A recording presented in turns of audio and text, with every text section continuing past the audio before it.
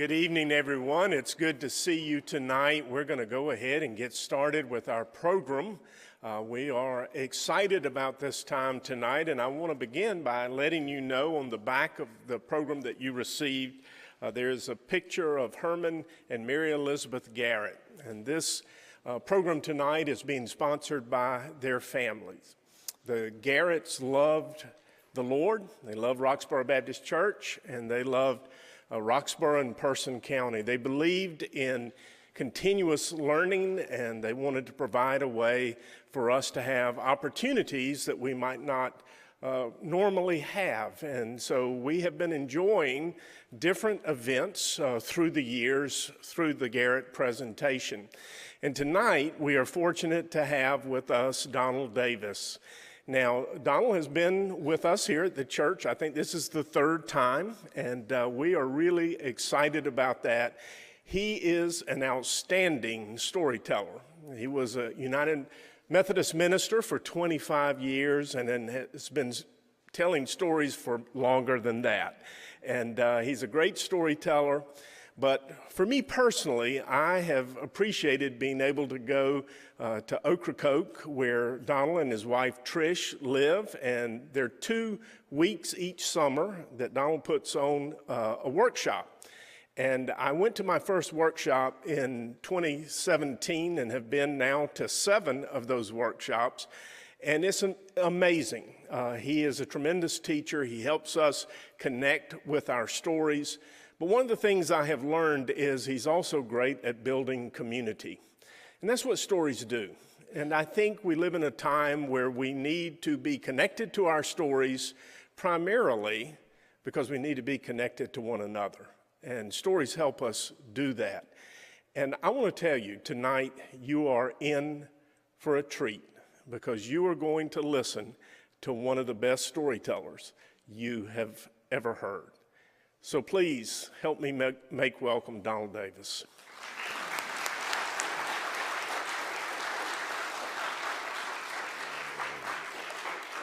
Thank you, Dupree. I'm so glad to be back here with you. This year, well, every year, my birthday is on the first day of June. And this year, that's a Sunday. Now, you're not interested in my birthday. But on my birthday, that's the last day that Carrie and Dupree are going to be with you. And so on that day, I'll be thinking especially about you because I know you hate to see them go and have had a wonderful time in all these years together. I've come to love and respect both of them so very, very much and enjoy knowing them as a friend always. But thank you for having us here tonight. So when I was a little boy, too little to go to school, I just loved going shopping with my mama. But I don't think she liked to take me. Sometimes we get up in the morning, where I grew up in Waynesville, North Carolina, and my mama would say, "Oh, this is a real nice day. I think we ought to go to town today." And we go out and we get in our Plymouth, and my mom would drive into town, and she'd park the car, and then we'd go in a store. And as soon as we got in that store, do you know what my mama would say? "Don't touch anything. There's nothing in this store that belongs to you. If you can't control your little hands, put them way down in your pockets and leave them in there till we go back outside. You don't need to look at it because we're not going to get it." And then after all that, you know what she would do? She'd get something. I'd say, "I thought we weren't going to get anything." And she would say, "That was you, not me." Well, pretty soon my mama did not want to keep taking me shopping all the time. But could she just leave me home by myself when I was 5 years old? Of course not. So what she'd do is, if she wanted to go to town, early that morning, she'd get on the telephone. You know what she'd do? She'd call a babysitter. And she always called the same person, my Aunt Esther. Now, I got to tell you about her. Aunt Esther's my daddy's little sister, and she and Uncle Mark are married, but they don't have any children, so she liked to borrow me. So my mom would call on the telephone and say, Esther, Esther, I need to go to town. And I could hear Aunt Esther all the way across the room. She'd say, oh, you bring that sweet little child over here. He can stay all day. I loved going to their house. Well, we'd get ready to go, and we'd get in the car, and all the way over there, my mom would say, now you be good. You have to be good. You know how to be good. You better, they have to say that, don't they? And then she'd get me all set up with Aunt Esther, and then she would go to town by herself. And as soon as she was gone, you know what Aunt Esther and I would do? We'd go to town. And we'd go to every store where I wanted to go, and I could touch everything. I could play with the toys. I could try things on. I could open boxes. But the best two things I could do, I could whine and beg. Because I knew if I'd whine and beg, I'd always get something. Well, a day came along. It was my birthday. It was the day I was going to be 6 years old. We got up that morning. We hadn't even had breakfast yet, and the telephone started ringing. My mom said, oh, my goodness, who's calling us so early in the morning? I bet you know who it was, don't you? It was Aunt Esther calling my mama to see if I could spend my whole birthday with her. My mama liked to get rid of me even on my birthday. So we got in the car. We headed out there to Aunt Esther's house. Now, you be good. You know how to be good. You better be good. And as soon as she left me and went back home, you know where Aunt Esther and I went? To town. We went to my favorite store, the dime store, because they had more toys than any other place in town. And I started playing with toys and playing with toys and playing with toys. And she came up behind me and she said, now you may play with everything, but I've already decided what I was going to get you. You're going to like this, and your mama won't get it for you.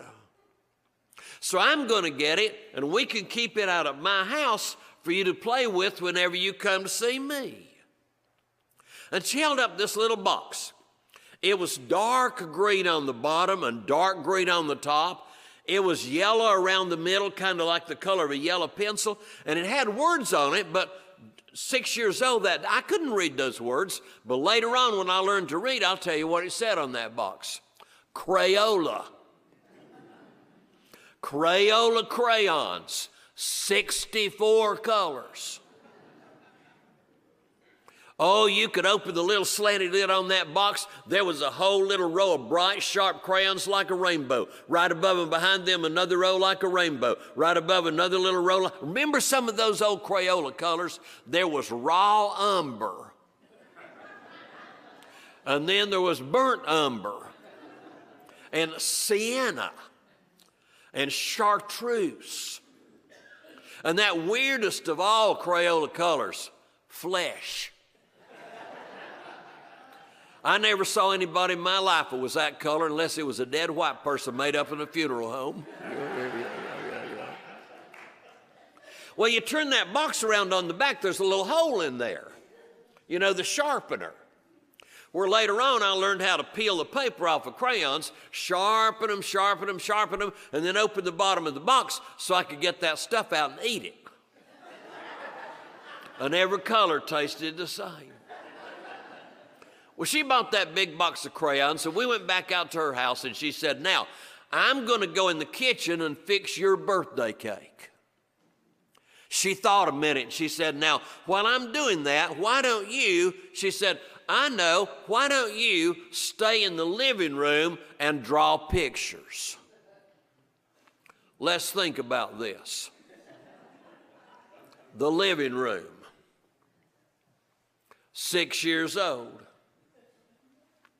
64 crayons.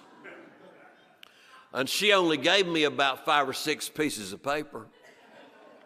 That lasted about 4 minutes. And then I needed more paper. But I thought I better not bother her. You know, she's working on my cake. I'll just look around and see where they keep their paper. I looked all over that living room, and you know what? There wasn't any paper.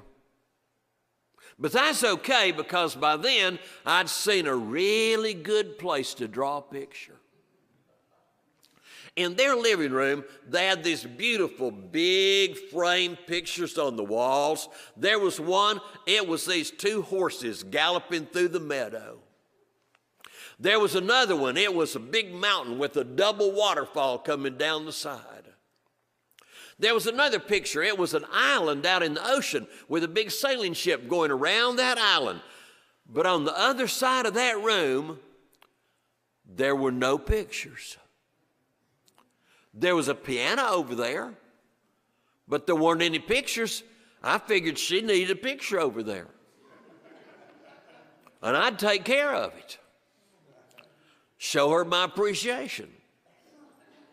So I went over there and I pulled a little chair up, and I got up on that chair, and right on that big old wall, right where it needed to be, I drew a big picture of my Aunt Esther out in a flower garden with the flowers. You know why I put her in a flower garden? I wanted to use all 64 colors.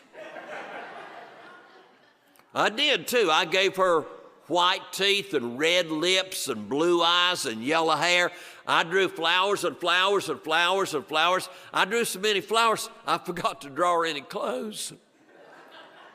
But I finally covered her up with a big old fat purple bathrobe, because that's what she wore all the time, and now she didn't look like sticks anymore. And then I got the gold crayon, and very carefully I drew that squared frame around my picture right on the wall. And I could hardly wait for her to come and see what I'd made. When she saw the picture, you know what she said?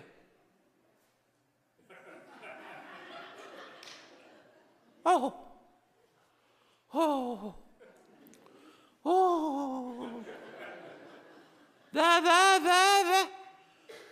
that is the most beautiful picture I have ever seen in the whole world. And I never knew I'd done anything wrong till my mama came to get me. It was way up in the afternoon. By now I'd had a little nap, and I was up in the kitchen watching Aunt Esther, fix the candles on my cake. I heard my mama's car come crunching in on the driveway, and I thought, ooh, I'm going to go let Mama in so she can see the most beautiful picture in the world. And I went running in that living room, and I opened that door and turned around. Remember the picture I drew?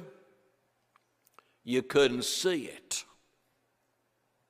While I was taking my nap, my Aunt Esther had slipped in the living room. She had taken down the picture of those horses, and she had taken it across the room and driven a new nail in a plaster wall so she could use it to cover up what I'd done. To this day, my mama still doesn't know I did that. You think Aunt Esther saved the little boy's life? I got to take the crayons home with me.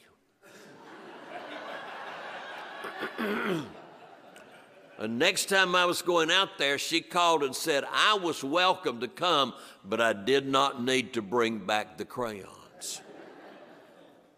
Now that was the whole story for many, many, many, many years. But I eventually grew up, and we ended up having 3 boys. Kelly Davis, he was 6 years old, and it was not his birthday, it was Halloween. And at the time, we lived in a Methodist parsonage where nothing belonged to us. But on that Halloween day, 6-year-old Kelly Davis went from one end of that house to the other, trying to find things that he could make Halloween decorations out of.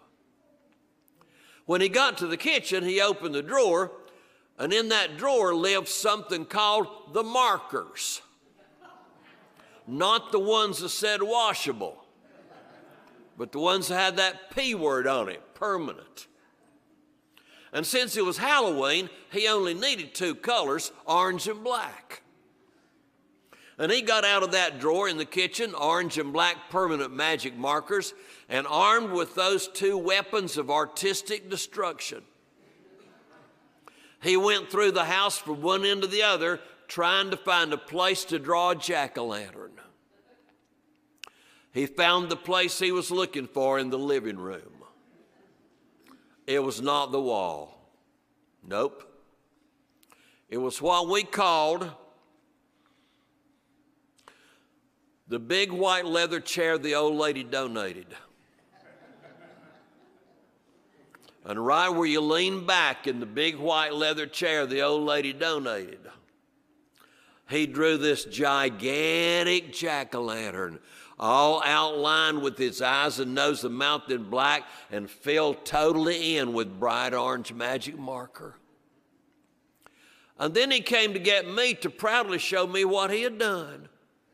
It's genetic.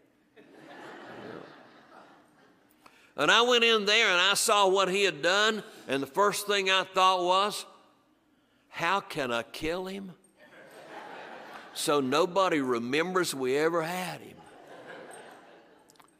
But then I heard a voice. It was my Aunt Esther's voice. And I got Kelly up in that chair with me, and I told him the story that I just told you about what I did. And when I got to the end of that story, I said, see, Kelly, way before you were born, Aunt Esther, whom you never met, saved a little boy's life. And Kelly looked up at me and he said, no, Daddy, she saved 2 little boys.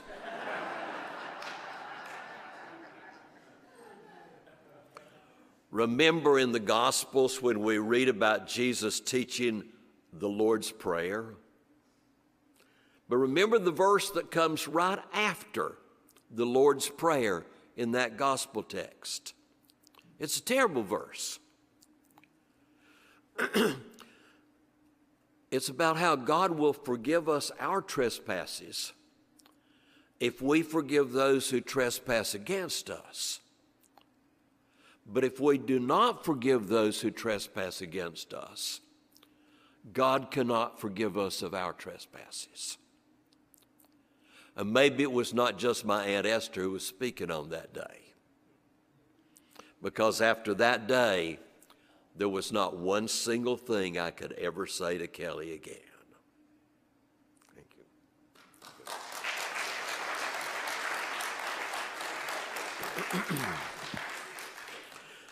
Well, when I was born, actually before I was born, one of my mother's prayers was that she hoped I would get my daddy's hair. See, my mama had what she called little fine fuzzy mouse hair. My daddy had these beautiful wavy curls, black, thick, wavy, curly hair. I did not get my daddy's hair. I got my mama's little mouse hair. And besides that, I had a double crown in the back and a big cowlick in the front.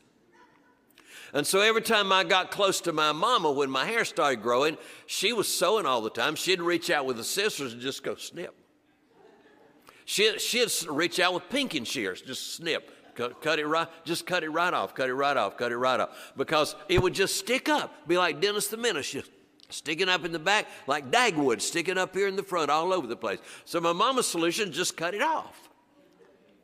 So I got to be 6 years old. I'd never had a haircut except my mama's scissors coming after me. But when I was 6 years old that summer, I was getting ready to go to school. And it was a Saturday morning right after breakfast when my mother said to my daddy, Joe, he's going to start to school in just a couple of weeks. Take him to town to the barber shop and get him a store-bought haircut to start school with. And as my daddy and I went out the door to go get in the car, the last thing I heard my mama say to my daddy was, she said, "Don't let Jim Caldwell cut it." Well, we got in the car and we drove down into town, and there was the little barber shop, and we went inside. All the barbers were Caldwells. There was Herschel and Raymond and J.R. They were all brothers, and they had all learned to be barbers in the Second World War, and then they'd come back and they'd join their uncle, Mr. Jim. He owned the barber shop. So there were 4 of them, 3 brothers in a row, and then old Mr. Jim back there on his chair in the back. Now, back in those days, you know, if you were self-employed, you didn't retire. You just worked till you fell over. And Mr. Jim was easing up on it. And when a fella got up in his chair and he started cutting that fella's hair, I remembered what my mama said: "Don't let Jim Caldwell cut his hair." You see, this was 1950, the year 1950. We had never heard of Parkinson's disease. We had never heard of Alzheimer's disease. All we knew was when people got old, one of 2 things happened to them. They either got the hardening of the arteries or they got the palsy. Guess which one Mr. Jim had? He picked up that clippers. Here it came through the air. He hit this guy's head about 3 times. It cleared the top, and then he started back on the other side. We were riding around recently near the mall, and I saw some teenagers out there, and I thought, you know, if Mr. Jim were cutting hair today, he'd make a fortune. Well, we just sat there and sat there and sat there. And then finally, all of a sudden, Herschel turned to my daddy and said, "Joe, it's your boy's turn. Bring him on up here. He could be my special customer." And from then on, Herschel was my barber. My daddy led me up there to that big Coke and barber chair, and Herschel reached around and pulled out this special instrument that they keep there in the barber shop to show little bitty boys that they're not really old enough to be there. The plank. The plank that goes across the arms of that chair, and you sit on the plank and put your feet in the chair, because even when they crank it all the way up, it's still not tall enough for you to get your hair cut. And then Herschel Caldwell, with my daddy watching, gave me the first in my lifetime store-bought haircut. The cost at that time was 60 cents. And my daddy paid him the 60 cents, and we left and got in the car and went back home. Since we walked to the kitchen door, my mama said, "I thought you took him to get his hair cut." My dad said, "I did. I paid 60 cents. My mother said, "Let's go get back in the car." And we got back in the car. Now, my mother and daddy were about 20 years apart in age. My mom was that much younger than my daddy. And what I did not know was Herschel, the barber, and my mother were the same age, and they'd grown up together. He'd been scared of her for years. And we went back to that barber shop and walked in the door and didn't even wait our turn. My mama just walked right up to Herschel and said, "Fix it." And I got back in the chair, and like a buzzard, she went around and around. "You missed some over there. I could see some right here you didn't get. Get it off right there. Don't let it stick up in the back." Around till I was cut down to the bone. After that day, my daddy was never allowed to take me to the barber shop again. Guess who took me? My mama. Now, that wasn't bad when I was 6 years old. I didn't know any better. But you know, by the time I was like 8 or 9 years old, my mom would take me to the barber shop. There'd be some of my friends from school by themselves, just in there going to get their hair cut. And I had to go with my mama. And besides that, she wouldn't stay in her seat. When I got up in the chair with Herschel, she'd get up there and she'd circle him around and around like a buzzard all the way through, tell him how to cut my... Now, I knew, I had figured out by then that women did not belong in the barbershop. There were 2 signs in the barbershop, which if you translated them, meant no women. One of those signs said, "Absolutely no spitting." And the other one said, no profanity. And I thought, you put that together, and if that doesn't mean no women, I don't know what it means. But my mama wouldn't give up. We kept going, we kept going, we kept going. Right on up, 4th grade, 5th grade, just right on. And then I got to the 6th grade. Well, here was the thing. I went to Hazelwood School, and my mama taught school at Hazelwood School. And I had to go to school with her in the morning. I could hear her through the walls all day. I had to go home with her in the afternoon. She never asked what happened at school. She already knew. But at the end of the 6th grade, I was going to leave Hazelwood School and go to junior high school down the street a good half a mile. And my mama would not see me for the whole day. Well, I started a little campaign with my daddy. I said, Daddy, when I go down there to junior high school, I'm going to just be embarrassed if my hair's just cut down to the bone. Can't you talk to Mom and let her let my hair? And my daddy started saying, now, Lucille, he's old enough now. He's going to be 13. It's time for you to let his hair grow out so he can part it. At least he could part it. Let it. And finally, he prevailed upon my mother that she was going to let it grow a little bit when I got to the 7th grade so I could part my hair. And for the first time ever, it got that long. Now, here was our plan. My mom was that kind of teacher who had to get to school in the morning before the janitor got there. And she wasn't going to leave in the afternoon till the principal went home.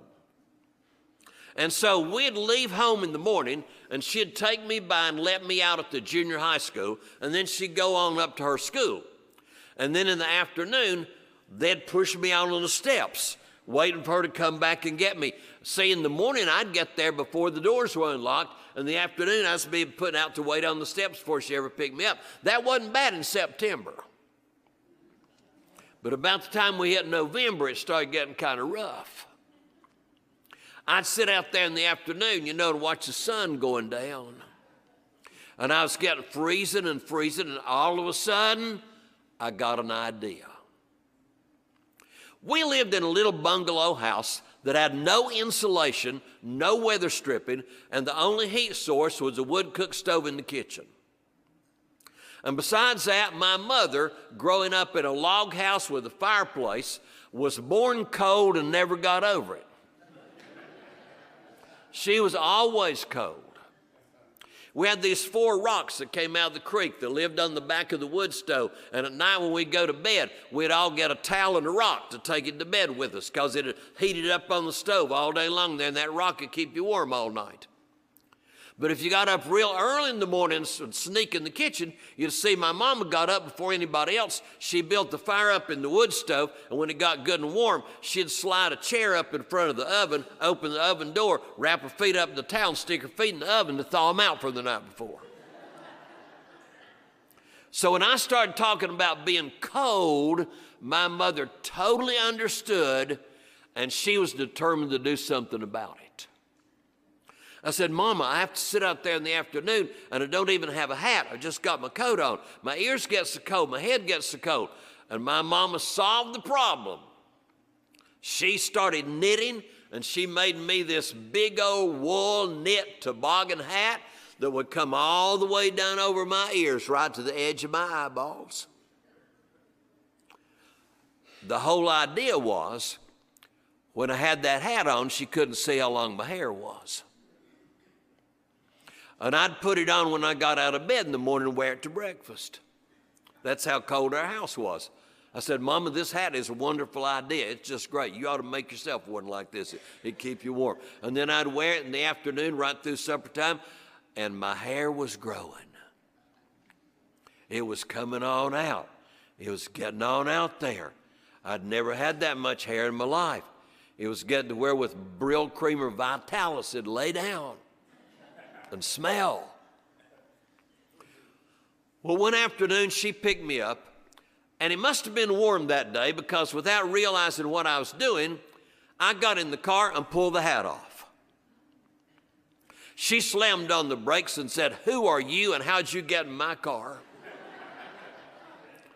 I said, Mama, Mama, Mama. She said, don't mama me. Lucille Davis would not have a child who looks like you.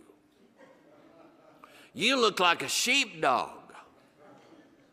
I need to take you and get your hair cut, but I've got a doctor's appointment this afternoon and I can't do it. I said, Mama, listen. I am 13 years old. You don't have to take me to get my hair cut. Just give me the money. Let me out at the barbershop. You can go on to your doctor's appointment, and then you can do anything else you need to do.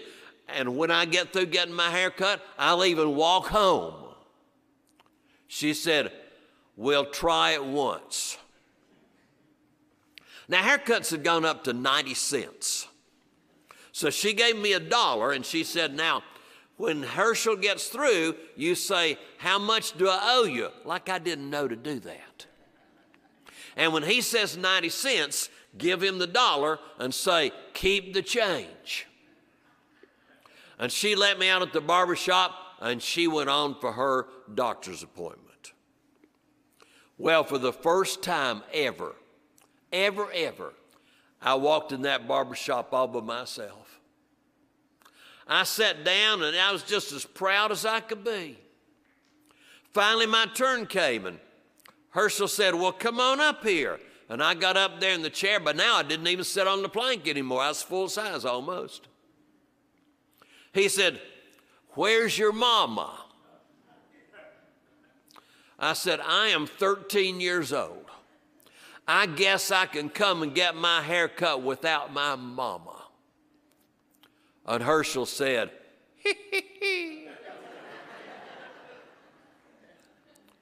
He said, well, big boy, how do you want your hair cut? Now, I have to put in a little parenthesis right here so you'll understand what's going to happen. When you were growing up, did your mama happen to have a list of people she wished you had never met? The do not play with list. Oh, my mama had a list like that. And the top name on it was Miles Chafin. Miles Chafin lived right up the road from us, about a half mile, and he lived with his grandparents. My mama said that was the beginning of the trouble because they didn't know the word no. I learned much later his parents were both military, and they would come home to visit maybe a few times a year, but he lived there permanently with his grandparents. And here's the thing. When we were about 8 years old in the 3rd grade, Miles Chafin was the first person I ever knew who had his own guitar. And he thought he was little Hank Williams. Every time we'd have a school, talent show, here he'd come to school wearing cowboy boots and a white suit and a black necktie and a white cowboy hat, dragging that guitar. And when it was his turn, he'd come out there on the stage and he'd start playing and playing and playing and making very inappropriate eye contact with mothers in the audience. And then he'd start singing, hey, good looking, what you got cooking? How's about cooking something? He was evil, evil, evil, evil, evil. Well, when we got to the 7th grade, Miles Chafin got converted. He got converted from Hank Williams to Elvis Presley. And as far as my mama was concerned, that was as low as you could get. Now he dyed his hair black and he had a big old pompadour hairdo with it whacked off like a duck's tail in the back, and he wore black clothes all the time and went around practicing curling his lip. And when it was time for talent show now, before it was his turn to come out, the teachers would come out with a card table and they'd open down 2 legs and they'd stand it up here so that card table, was right here in front of him because he was Elvis all the way down. Well, when Herschel said, how do you want your hair cut, big boy? I said, do you know Miles Chafin? And Herschel said, I said, I really do admire his haircut. I think it looks very, very nice. I think it's an up-to-date thing, and it looks very nice on him. I don't want mine dyed black. I want it just left the same color it is, but I would like to have a haircut as much as possible like what Miles Chafin has. Herschel didn't cut any off. He needed all of it. He did whack it off in the back, like a duck's tail. And then he started putting the wax to it, the butch wax, laying the wax to it, laying the wax to it. When he got it all waxed up, he got a silver metal comb and heated it up with a Zippo lighter and started sizzling it through that wax. And he'd pull it up like this and let it fall back, and pull it up and it'd fall back, and pull it up and it'd fall back. And then he says, I believe I've got it. You want to look in the mirror. I said, oh no, you know what you're doing. I believe it's going to be fine. How much do I owe you? And Herschel says, it's on the house.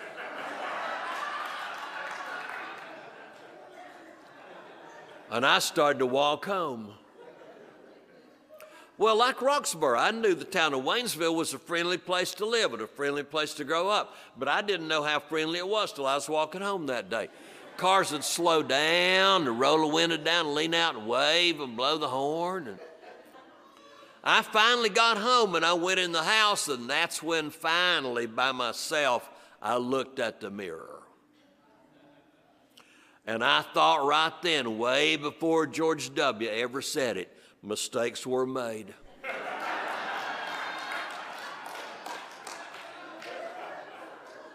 And I'm not going to be alive tomorrow. When she sees me, she's going to flat kill me. And I thought, what am I going to do? What am I going to do? And then all of a sudden I was trying to think, wonder when Mom's going to get home. And then I thought, well, she hadn't even thought about fixing supper yet. I know exactly what to do. I will fix supper. And she will be so happy when she gets home and I have fixed supper, she won't even notice my haircut. So I got to work. I got a pound of frozen hamburger, because you can thaw it and cook it at the same time. Just keep rolling it over and scratching off the cooked off part. And then I opened a quart of green beans from the garden that summer, and I started peeling potatoes to make mashed potatoes. I was working away, working away, working away. I didn't even hear her come in the door. All she could see was my back at the stove. She didn't recognize me. She thought somebody had broken into our house to steal food and was actually cooking it to eat it before they left. And then I turned around. And when I turned around, she sucked wind and jumped about 3 feet in the air. And by the time she landed, she was furious. But the good thing is, she wasn't mad at me. No, she's mad at Herschel. She said, Herschel Caldwell ought to know that Lucille Davis would not have a child who looks like you. Get in the car. And I knew where we were going. Well, we went out and got in the car, and she drove back into town. But see, by now, it's past 5 o'clock. The barbershop's closed. They're all gone. So we got back in the car and started home. Well, I assumed we were going home, and then I realized we weren't going toward home. And I didn't know where we were going because I didn't know where Herschel lived. But we drove straight to his house, and we didn't pull up in the front and knock on the door like polite company either. My mama went down the driveway. We got out of the car, walked up to the kitchen door, didn't even knock. She slung that door open. We walked right in the kitchen. He and his wife were sitting down at the table for supper. His wife jumped up and just trembled. And my mama looked at Herschel and she said, "Fix it." And he got my head in the sink, and he used 2 big bottles of green grease-cutting detergent and emptied a 120-gallon hot water heater, getting all that wax out of my hair. And then he got up at the top of the closet, got down some old hair-cutting implements, and with my mama circling him like a buzzard, around and around and around, he cut it down back to the bone. And then she said, "Herschel, give him his money back." And without a pause, Herschel pulled out his billfold, opened it up, gave me another $1. I was $2 ahead now. My mother never again took me to the barbershop. She knew she didn't have to. She knew Herschel would do what he was supposed to. She knew I'd do what I was supposed to. And all the way through high school, every time I needed a little bit of money, I'd say, Mama, I need to go get my hair cut. Gradually, it went up to $1.25, and then $1.50. I'd get the money from my mama. I'd go in there. Herschel cut my hair. I'd say, how much, Herschel? He'd say, it's on house. He says, every time you come in here, I get to remember that look on Lucille's face. That's worth a haircut any day, any day.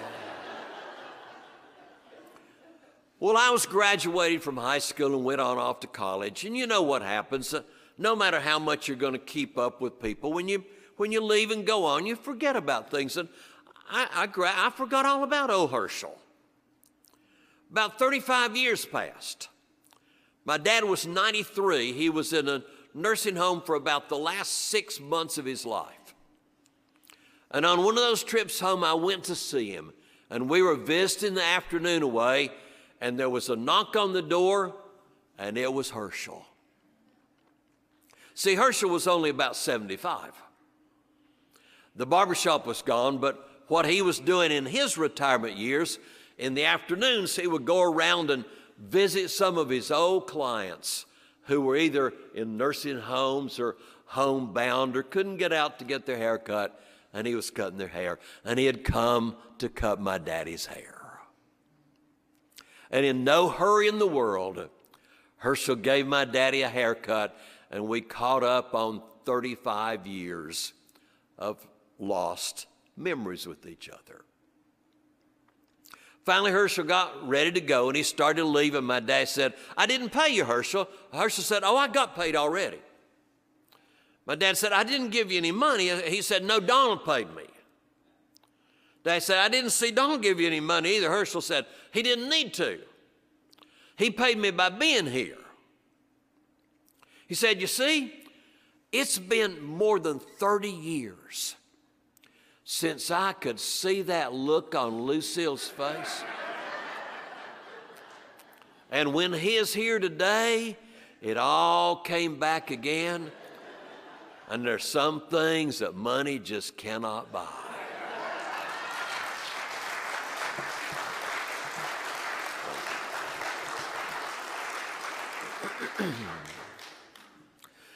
In those days, we didn't have kindergarten when I started school in 1950. We hadn't had television long enough for kids to fall that far behind. We just could go right into school because we hadn't been ruined by television. So on the first day of school, I went right straight to the first grade. Miss Annie Ledbetter was my teacher. And I got home that afternoon. We sat down for supper, and my dad said, oh, you went to school today, your first day of school. He said, did you meet the principal? Well, I guess that was a good question, but I didn't know what that word meant. And I said, well, I don't know. I met a lot of people, but what's the principal? My dad said, oh, son, the principal is the person that takes care of you at school. I knew who it was then. It's Miss Annie Ledbetter. Miss Annie Ledbetter was a substantially built woman. Pants had never touched her legs. She had 5 dresses. She had a Monday dress and a Tuesday dress and a Wednesday dress right through the week. If she had worn those dresses in chromatic order, we could have learned our colors. But she started off kind of dull on Monday, and they got brighter, and Friday was red dress day. That red dress was the color fire trucks are supposed to be. It was made out of this kind of double knitty stuff so it could sort of go in and out with the tide, and it had little white stripes that went up and down, and little white stripes went back and forth. One day I remember Harris Prevost came in there on Friday, and he said, oh, Miss Ledbetter, I love it when you wear that dress. It makes you look like a big brick building. Miss Ledbetter started laughing and laughing and laughing. The tears ran down and laughed and laughed and laughed. And it was years before I learned how lucky it was to start the first grade with a teacher who always knew how to laugh. But my daddy said, no, Miss Ledbetter's not the principal. She's just your teacher. I thought, well, she takes care of me. That's all that matters. But Dad said, no, no, no. The principal takes care of the whole school. The principal takes care of all the children and all the teachers. Then I knew who it was. It's Miss Calhoun. Miss Calhoun lived in the lunchroom. We knew she lived there because she'd never been sighted anywhere else. And we knew she stayed in there because sun had never touched her skin. She was the same bleached out white color as the white government surplus flour we got and the white government surplus lard we got, which was the same color as the white uniform she wore and the white industrial strength fishnet weight hairnet that she wore every day in there. Every day, Miss Calhoun made homemade yeast rolls. And you hope, you get sent for a little errand sometime during the morning, and you could sneak through the lunchroom because one of the big entertainment shows was seeing Miss Calhoun making yeast rolls. She had a great big stainless steel bowl. It's about this big around. I own that bowl now. I reclaimed it years later when they were discarding it while my mother was still teaching at Hazelwood School. You could bathe twins in it. And she'd have this gigantic mountain of living, throbbing yeast dough in there. And her hands would be down in there, and she was the same color as the dough, so you couldn't tell where she started and the dough stopped. And she had great big old floppy arms, and they'd go ka-floppity, floppity, floppity, flop.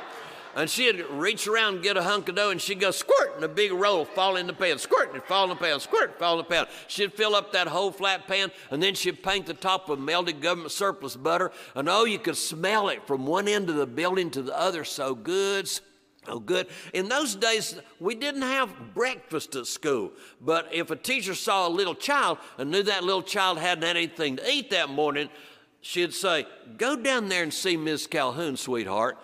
And in a little while, that little kid would come back with a big old hot roll with butter just running out of it, and their whole life would be improved after that. But my daddy said, no, she's not the principal. She's the lunchroom lady. I thought, well, I can't get it. Get it wrong. I said, tell me one more time. Please tell me one more time. What is the principal? My dad said, well, let's think about it this way. The principal doesn't actually own the school, but it seems like it. The principal's not the president of the school, but it seems like it. The principal's not the king of the school, but it seems like it. The principal's in charge of all the children and all the teachers and all the school buses and the playground. And right then, I knew who it was. It is Haskell Davis. Haskell Davis was my daddy's cousin.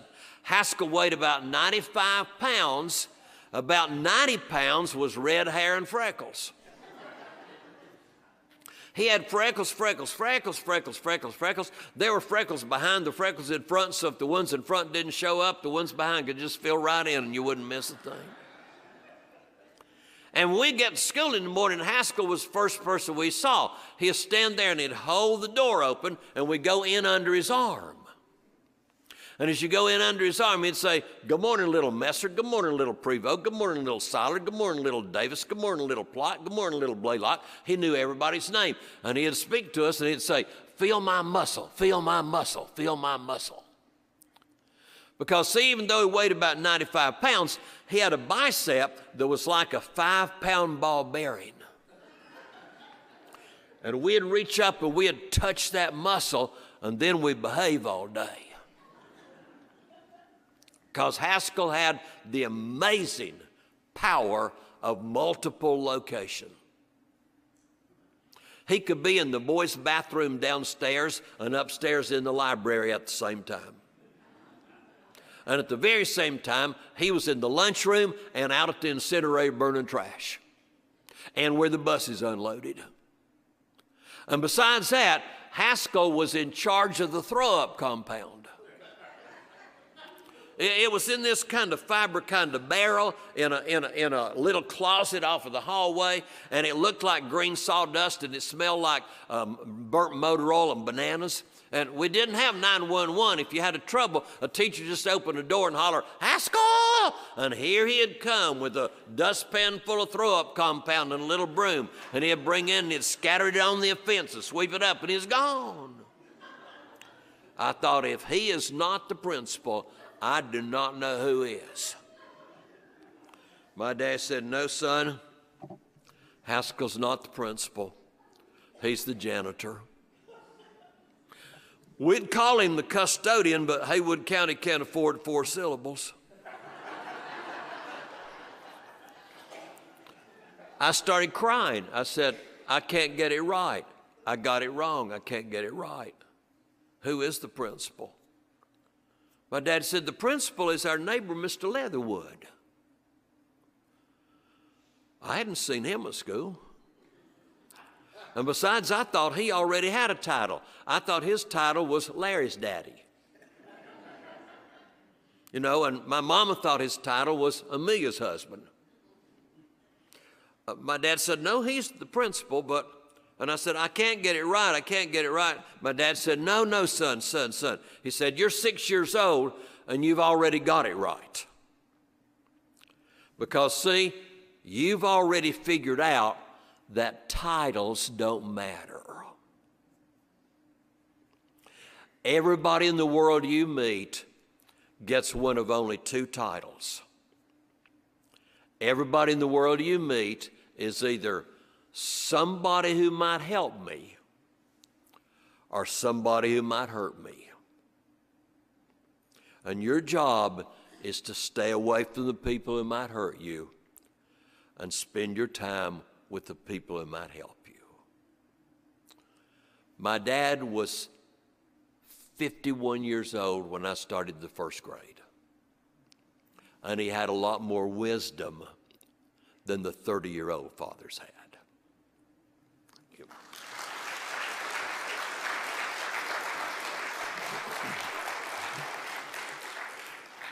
At that schoolhouse when I was in the 6th grade, on the day before Thanksgiving, we had a fire drill.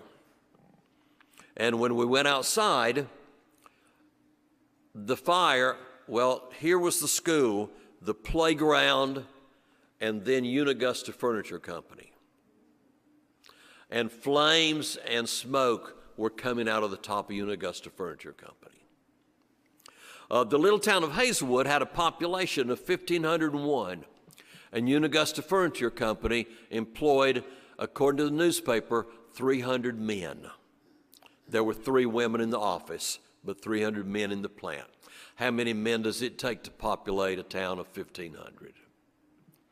And we stood there while the Hazelwood fire truck came, the Waynesville fire trucks came, the Clyde fire truck came, the Canton fire trucks came, the Silva fire trucks came. They blocked all the streets with all the fire hoses. The buses couldn't run. We watched, as my mother said, Christmas and Thanksgiving burned to the ground as that whole double block long furniture plant, even on into the night before we could leave, burned down to the ground.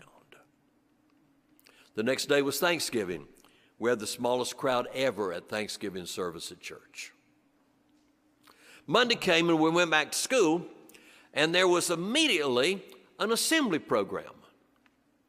And we went to the auditorium, and up on the stage there were some people we knew. There was Mr. Heinz Roman. That was Lanny and Kitty's daddy. There was Mr. Gerhard Liebscher. That was Gerald and Ilse's daddy. There was Mr. Kurt Weil. There was Mr. Rolf Kaufman. You noticing anything about those names? They were a group of German men who had a shoe factory in Germany that had been nationalized by the Nazis in 1939. And they'd come to this country looking for a little town where they could start a new shoe factory. And there in that little town of Hazelwood, there was a little factory called Coast Shoe Corporation that employed about 50 men and women that made shoes, which, get this, they exported to 70 countries around the world.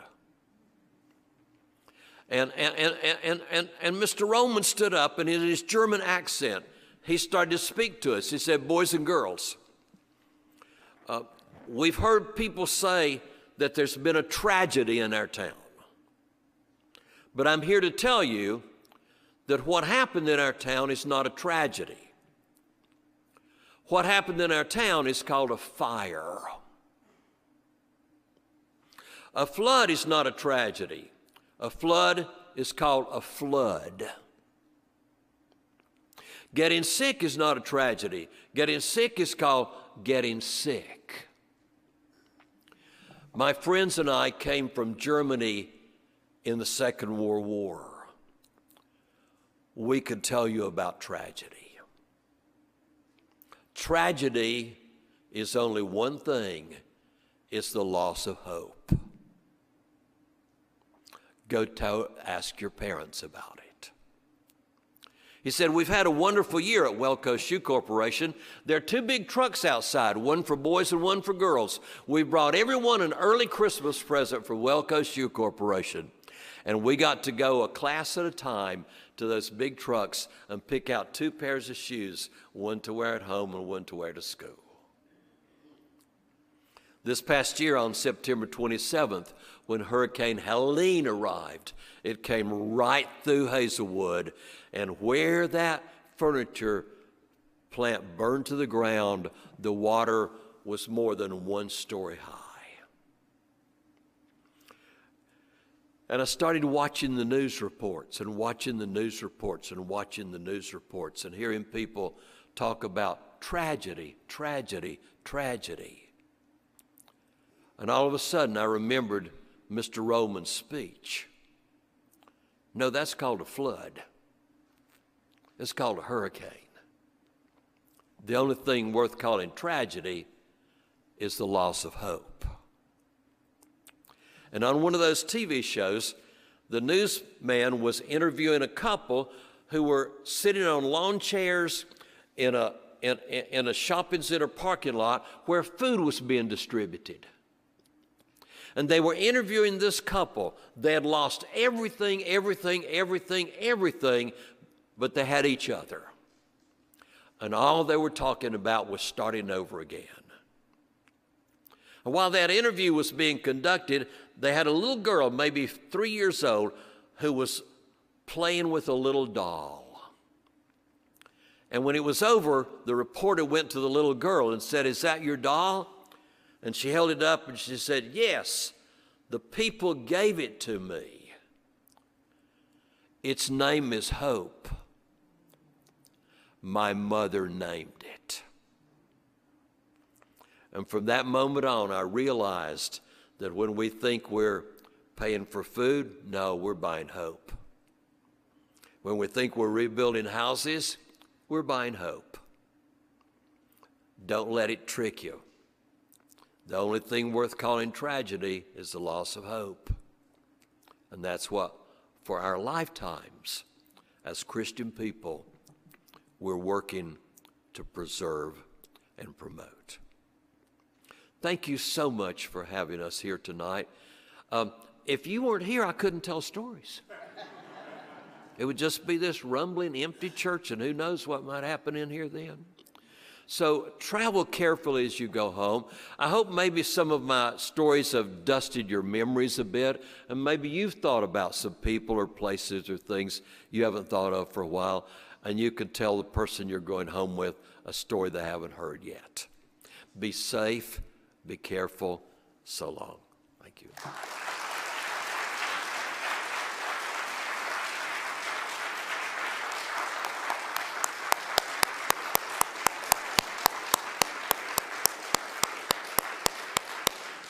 Thank you, Donald. That was wonderful. Let's close in prayer. Oh God, we thank you for the gift of laughter. Lord, we thank you for the joy of stories.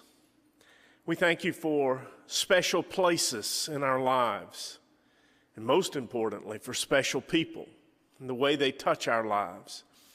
We thank you for Donald tonight being with us and what his presence has meant for each of us. And Lord, we thank you for hope. And we know that you are the one who gives us hope. And I pray that as we leave tonight, that we might take the hope that we have and share it with others as we share our stories and as we share our lives, so that each one might be just a little bit better because they have been able to be in our presence and have received the gift of hope. In Jesus' name we pray, amen. Thank you.